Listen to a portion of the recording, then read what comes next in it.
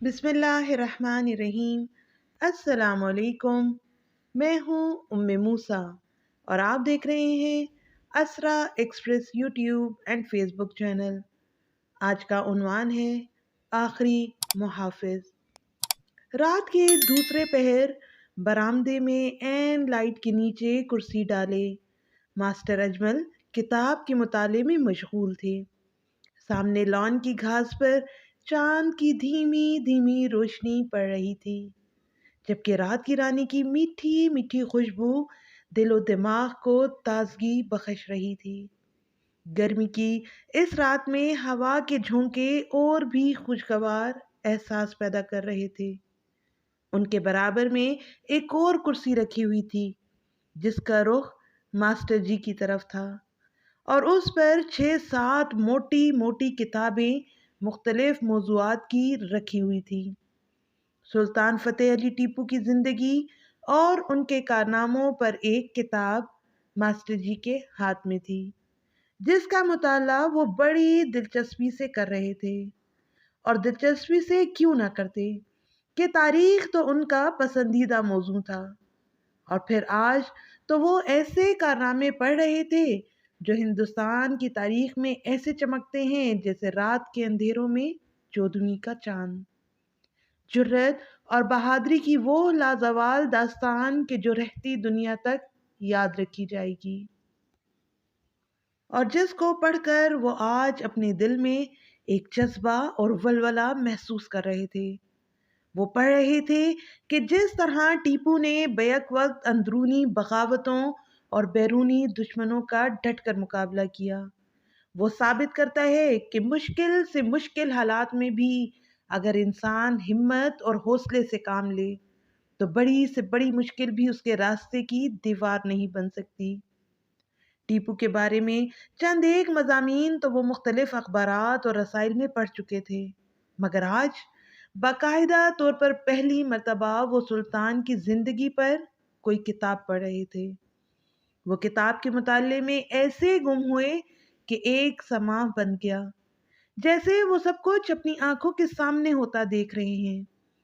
उन्हें महसूस भी ना हुआ और इनकी आंखों के सामने एक मंजर कायम हो गया, बिल्कुल जैसे स्क्रीन पर कोई तस्वीर उभरती है। मास्टर जी ने देखा कि उनके सामने टीपू खड़ा है। उसके एक हाथ में तलवार है और वो मुस्कुरा रहा है। उन्होंने हैरानगी से टीपू से सवाल किया कि आप ही हैं टीपू, शेर मैसूर? टीपू थोड़ा सा मुस्कुराते हुए बोला, हाँ, मैं ही टीपू हूँ। आपने मुझे शेर मैसूर कहा, इसका मतलब है कि ये कौम मेरी कुर्बानी को कदर की निगाह से देखती है। मास्टर अजमल जज्बाती अंदाज में बोले, हाँ बिल्कुल, इस कौम का हर वो फर्द जो तेरे बारे में जानता है, वो आज भी तेरी बेमिसाल जुर्रत और हिम्मत को सलाम पेश करता है। टीपू मुस्कुराकर और नीचे सर हिलाते हुए बोला, तेरी याद आई तेरे जाने के बाद।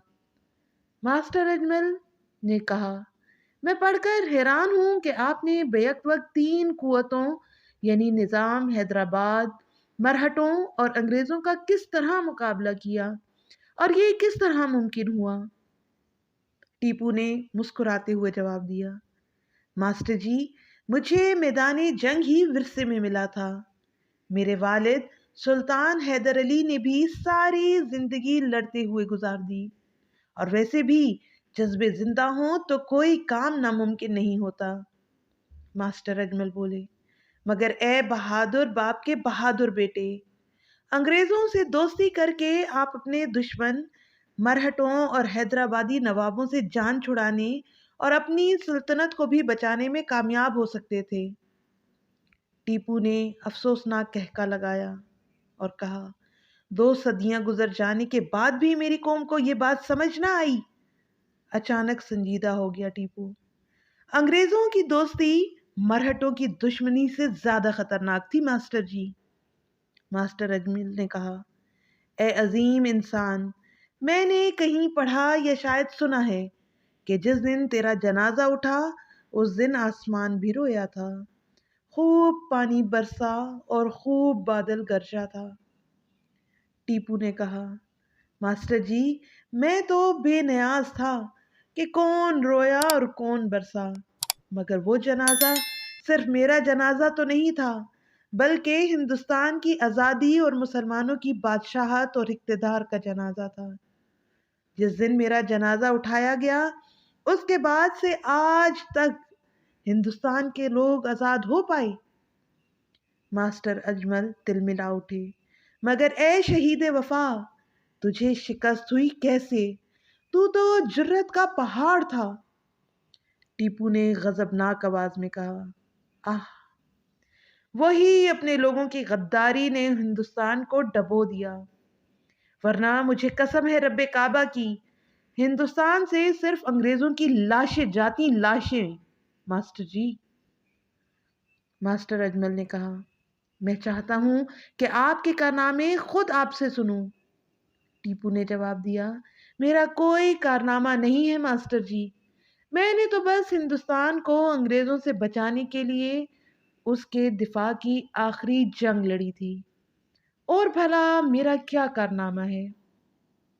اس پر ماسٹر اجمل نے اداسی کے ساتھ جواب دیا، اور اس آزادی کے دفاع کی جنگ میں اپنی جان بھی قربان کر دی، یہی تو کارنامہ ہے۔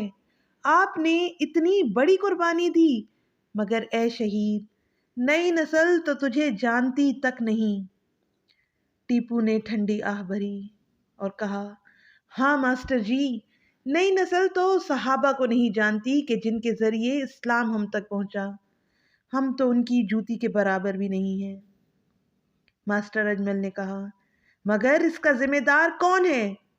ٹیپو نے جواب دیا، اس کے سب سے بڑے ذمہ دار آپ ہیں ماسٹر جی، آپ ایک استاد ہیں، آپ کا اس قوم کے بچوں کے ساتھ براہ راست رابطہ ہے۔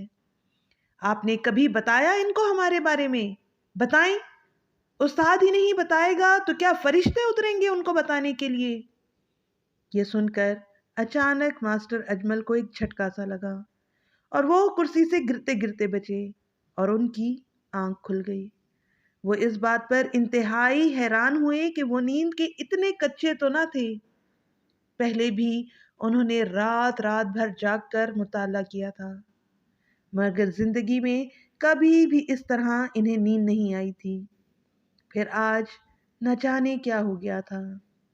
دوسرے دن وہ کلاس میں داخل ہوئے تو ان کا پہلا سوال تھا کہ آج تاریخ کیا ہے؟ جواب ملا 4 مئی۔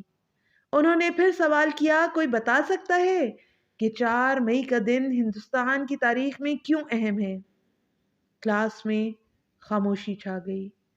ماسٹر اجمل پھر گویا ہوئے، یقیناً آپ لوگوں کے علم میں نہیں ہوگا کہ 4 مئی 1799 کو ٹیپو سلطان شہید ہوا۔ ٹیپو سلطان کون تھا؟ ماسٹر اجمل نے تیسرا سوال کیا۔ کلاس میں خاموشی چھائی رہی۔ انہوں نے خود ہی اس خاموشی کو توڑا۔ میں آپ کو آج تفصیل سے بتاؤں گا کہ وہ کون تھا اور اس نے کون سا خاص کام کیا۔ اچانک ان کی نظر دروازے کی طرف اٹھ گئی۔ انہیں ایسا لگا جیسے وہ بیداری میں خواب دیکھ رہے ہوں۔ انہیں یوں محسوس ہوا جیسے ٹیپو دروازے کی چوکھٹ پر کھڑا مسکرا رہا ہو اور کہہ رہا ہو، واہ ماسٹر جی واہ، کمال کر دیا آپ نے۔ ہاں، اب ہوگی نئی نسل کو ہمارے بارے میں شناسائی، اور اب ان کو پتہ چلے گا کہ ہم کون تھے اور کہاں گئے۔ اور ہاں، ان کو یہ بھی بتائیے گا کہ شیر کی ایک دن کی زندگی گیدڑ کی 100 سالہ زندگی سے بہتر ہے۔ آپ کو ہماری ویڈیو کیسی لگی؟ کمنٹ کر کے ضرور بتائیے۔ اگر آپ ایسے ہی اسلامک اور موٹیویشنل ویڈیوز دیکھنا چاہتے ہیں تو ہمارے چینل کو سبسکرائب کر دیں، اور ساتھ ہی گھنٹی کے نشان کو دبا دیں تاکہ آئندہ آنے والی ویڈیوز آپ تک پہنچ سکیں۔ شکریہ۔